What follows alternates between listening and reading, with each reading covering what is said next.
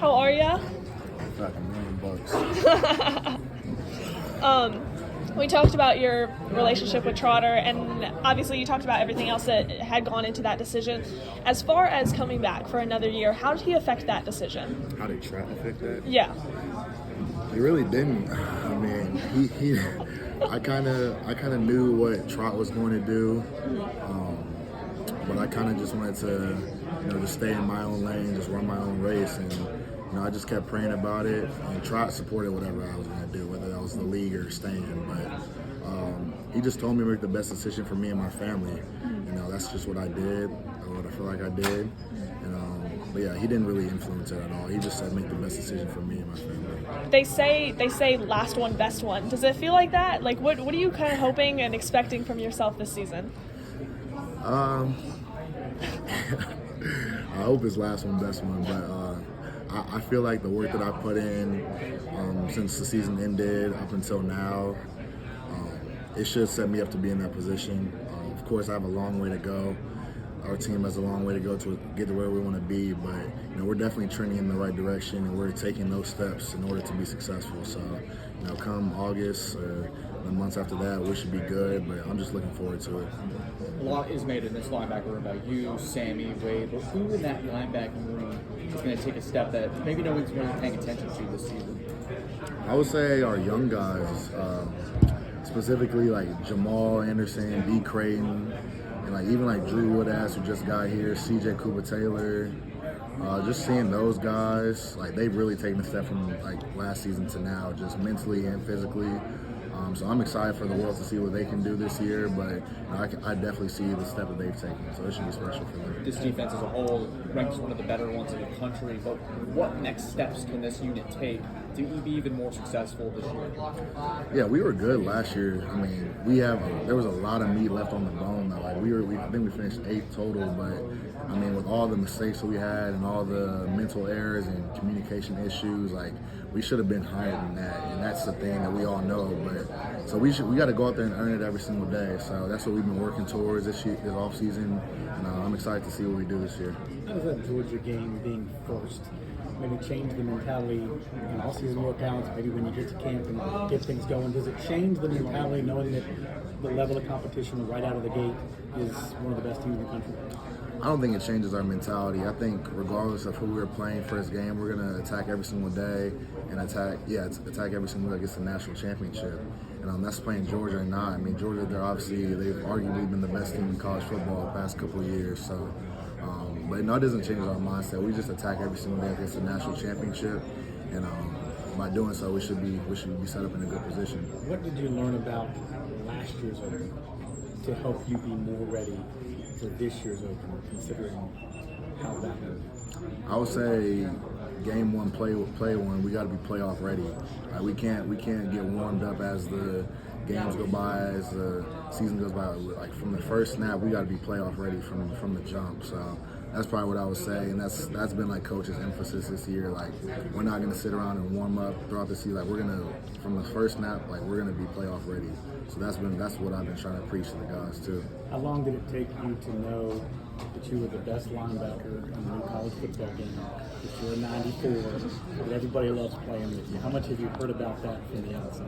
I've heard a lot of good things. I've also heard that I've been dropping a lot of picks in the game, so I'm not so happy to hear that. But when I use myself, I usually play pretty good. But it's special just the fact that they brought back that game, and I happen to be the highest rated linebacker. It's such a blessing. So it's time to go out there this season and show why.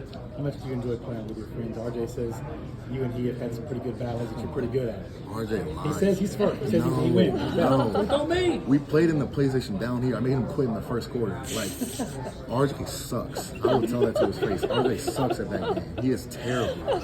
So, but what makes you good at it?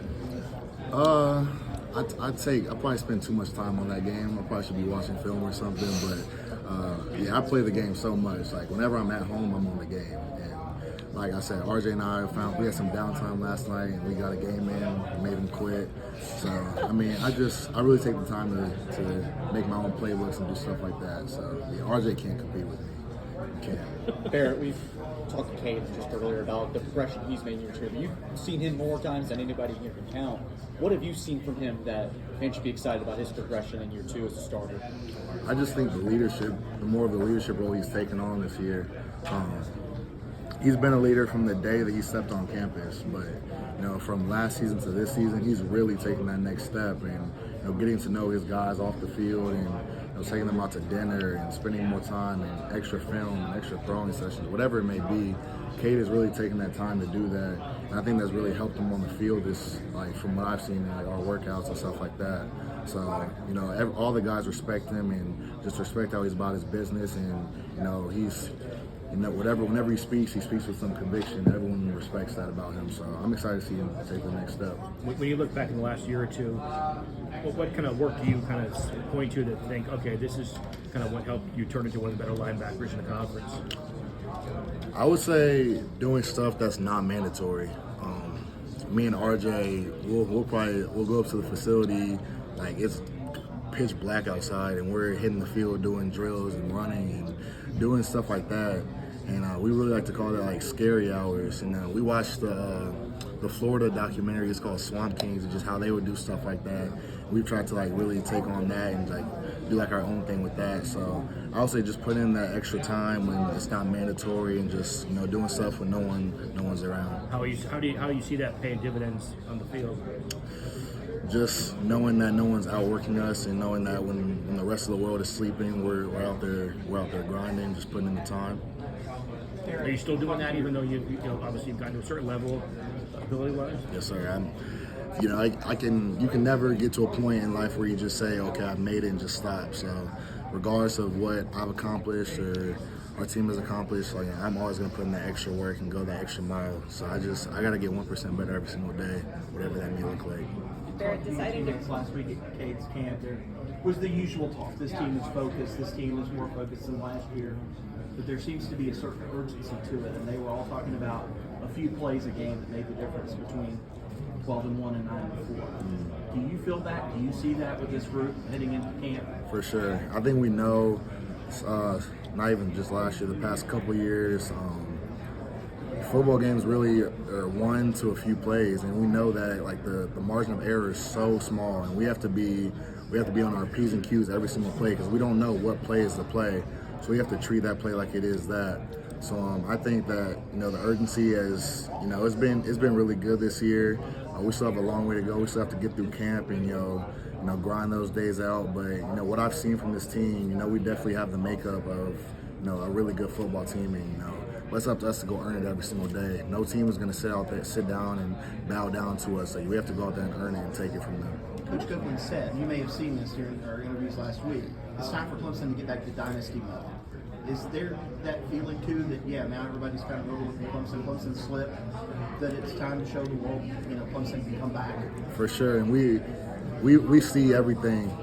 We keep receipts. We're tired of the disrespect. We know that we've had dues the past couple of years, and we've fallen short in those years. So we're tired of that disrespect. So it's time for us to really show what Clemson's about, and really bring Clemson back up to the top.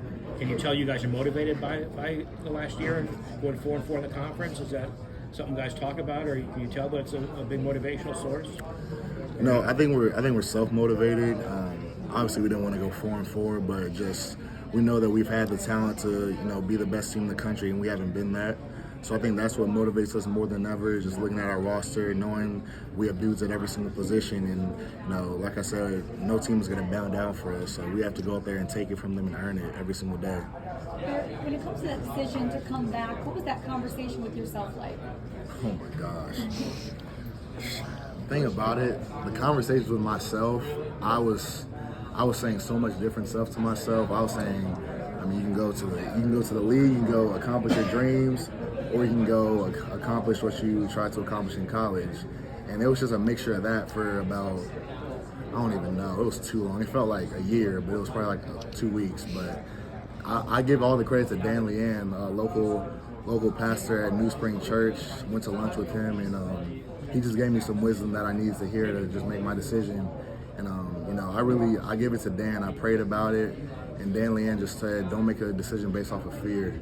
And just hearing that, that's when I knew I needed to come back and I needed to, make this right and, go out the right way. And I couldn't, it just wasn't my time to leave yet. So, the NFL could wait one more year.